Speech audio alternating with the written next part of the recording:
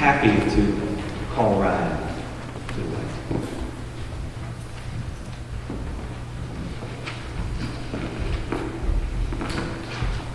I don't normally sing and I don't normally preach, so I'm going to have some water.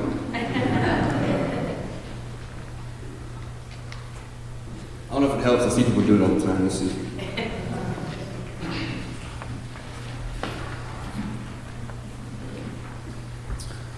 So, I've also picked up along the years that every good sermon has to start out with a joke. So here we go.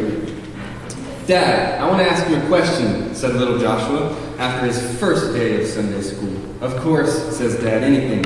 Well, today in Sunday school, the teacher was reading the Bible. It was all good. It was all about the children of Israel building a temple, the children of Israel crossing the Red Sea, the children of Israel making sacrifices.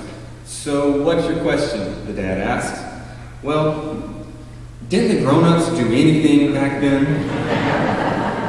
So let me first begin by wishing all the moms in the room a happy Mother's Day. It is Youth Sunday. We don't have Youth Sunday without moms, so thank you. Earlier we heard the reading of Psalm 23. It is by far one of the most well-known songs out there, and one that probably some of you have by memory. I think this passage is also particularly fitting, being that today is Mother's Day. In this passage, we hear David speak to God's guidance. He's praising God for the guidance he has provided him throughout his years. And he's using symbols that are most familiar with his background as a shepherd. Before he slayed Goliath, before he was king, he was hanging out with sheep all day. A shepherd's main role is to care and look out for the flock, sometimes as many as 1,000 different sheep. A shepherd must be available and ready to call on the sheep, to work with them any time of the day, whenever there's danger around. They are always on call for their sheep. The shepherd must have life experience and previous knowledge in order to best tend to the flock and keep them safe. They need to know the terrain, the surrounding area, if there's any poisonous plants that they're foraging on. They need to have an eye out for any dangers that may come their way, and they have to be prepared to stand up in defense for any one of their sheep. In Matthew chapter 18, verse 10 through 14, Jesus tells his disciples one of his shortest parables, but it's one of his most powerful, which is the parable of the lost sheep. In it, Jesus says, "Take care that you do not despise one of these little ones, for I tell you, in heaven their angels continually see the face of my Father in heaven. What do you think? If a shepherd has 100 sheep, and one of them goes astray, does he not leave the 99 on the mountain to go and search for the one? And if he finds it, truly I tell you, he rejoices over it more than the 99 who were never lost in the first place. So, it is not the will of your Father in heaven that even one of these little ones should be lost." So I see a lot of parallels in what Jesus is speaking about here to the parable of the prodigal son, where the father rejoices when the son comes home after he's squandered all of his inheritance. And the father doesn't ridicule him or anything. He welcomes him back with open arms. He throws a festival, a party, kills the fattened calf. Now, I don't have any children of my own. I'm in no rush to either. But I can accept that I cannot truly understand the love that a parent has for their child. And I know that as a male, I'll never fully understand or truly know the kind of love that a mother possesses for her child. But I can speak as someone who's on the receiving end of that love for 25 years now. And with the way my life has turned out, I've just had much more experience with receiving the love of the mother than I have the father.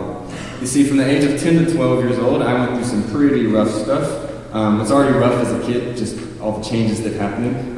But I went through some really hard stuff. My mom and dad got divorced, and then about a year later, my dad passed away. And so I'm 10, 11 years old, and my dad just passes away. My parents just separate. And so at this point, I'm really shaken up. I was rocked to the core, for sure. I was just at an age where I was starting to grasp, or at least try to grapple with, some of these ideas about salvation. And, I've been hearing the stories of Jesus through Vacation Bible School, through Sunday school at church. And so I'm starting to really take these things as my own and see where do they work in my own faith, in my own life. Do I believe these things? I'd been taught, and I knew the scriptures. I knew that it was not a wise thing to question God or to be angry with him, but I was angry. I was confused. I was questioning. If God knew my heart, if he knew where my mind and my soul were, why would he throw such a wrench in my spiritual journey? Why would he throw something that would throw me so off course, potentially? Now, I harbored resentment towards God for many years for that, and there's still a lot of difficulties I face to this day because of that. I found myself incredibly jealous of my friends who still had both parents, or even the ones who were being raised by a single father. At least they had someone who could go out for a ball with them, or teach them how to change the oil in a car, or teach them how a man should carry himself in the world, how to treat a lady, things like that. I didn't have that. So I felt like I was missing out on something. Now, all that time, during my teenage years, I had that feeling of being alone in a valley. I didn't even realize the whole time I was being showered, completely enveloped by love from my mom. She was my shepherd that would follow me, and follow me no matter how far away I went. She was always ready to pull me back with open arms, carry me up that mountainside, or throw me out of that hole that I had dug myself in. She met my every need, and then some, more than I ever realized. She made it so that I was never in want. So often we get hung up on focusing on the things that are going wrong, and the things we don't have, and the things we can't do. We put ourselves in a mindset where we feel like we're all alone in a valley of difficulty. And when we do that, we wind up missing all of God's shepherding goodness that He has for us, all of the things He's using around our lives to move and shape us into who we're supposed to be. So, most of the time we don't realize, we can't ever see how much God is really moving in our lives until we truly stop and reflect on the past. Now, there are only 2 times when sheep will actually be comfortable enough to lie down. 1 is when they feel safe, and 2 is when they are full.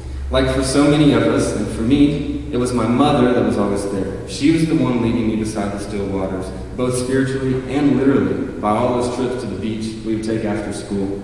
She knew that was one of our happy places. We loved going to the beach together. She knew how much it would revive my soul if I was down, if I had a bad day at school, or if just memories of Dad would pop back up and she could tell I was struggling. Now, in some verse 4 of Psalm 23, David writes, "Your rod and your staff, they comfort me." Now, the symbolism here is important. Those are 2 completely different tools. The rod is the short bat-like tool, which is used to club any predators, to defend the sheep. Sometimes you had to use it on a sheep itself if it was picking on the others. Whereas the staff is the big, long-handled, traditional one we see. And that's used to corral the sheep, to bring them back gently. So, the staff has the gentler use. Now, as a mother or father, you probably need to have both tools in your tool bag to be a successful parent. I can't tell you how many times my mom's had to use her staff as well as the rod at both times in order to bring me back to where I needed to be. She kept me plugged into church, and I'm beyond grateful for that, because without that, I guarantee I would not be here today. She continued to keep me plugged into church and searching for churches, even when she was struggling with her own faith and she didn't know what was going on. When we moved here, we were shopping around at a lot of different churches. And at the time, I thought we weren't going back to any of the churches because it just wasn't a fit for her. She didn't like it. It was her choice. I was just kind of tagging along. However, once we did finally land at our home church, at that fit at the time was Myrtle Grove United Methodist Church, I realized she wasn't really church shopping so much for herself. She was shopping for me. She was trying to find a place where I felt like I belonged, felt like I was plugged in, a youth group that was active, that I wanted to be involved with. And we shopped around a lot of different churches, and some of them just weren't a fit for whatever reason. So, I have to say, if you ever think I'm doing a little bit of a good job as a youth director, please don't thank me, you have to thank my mom. She kept me plugged in. Now, there's a novel which some of you may be familiar with called The Shack by author William Young. It's an amazing read. If you haven't read it, you've got to read it. It's very unique. It gives a really interesting depiction of the Holy Trinity, God the Father, the Son, and the Holy Spirit. In it, the character for the Father is referred to as Papa. They call him Papa, and that's supposed to represent God the Father. But in the movie and in the book, it's a female character playing Papa. And so I think that's so huge, that's important. I think the author's kind of hooked onto something there. So often we refer to God as the Father, which is good and right, and we should. But I believe we're selling God short if we don't also consider Him to be like a mother as well. So I believe our hearing today of Psalm 23 calls us to something. It calls us to recognize, and as one of the songs we're about to sing for communion says, become more aware of God's presence, to see God's real shepherd-like presence in our day-to-day lives. Not just in the good things, but maybe even more importantly in the bad things when we're in that valley of difficulty. So, we got to know that God's with us step by step, always guiding with us. Sometimes that's through family members, sometimes that's through friends, church members, sometimes it's strangers. You have to be open. I tell the youth this all the time. You do not know where God's presence is until you take out a tunnel vision that you have of doing what you're doing and really stop and look at the world. He's all around if you can find him. He's in the bugs, he's in the dirt, he's in other people. It's hard to find. He's in other people. You can find it. You just have to be open. So, for many of us, and certainly for me, the person that God uses so often to shepherd us has been my mother. So, today we stop as a community to say thank you for moms. Amen.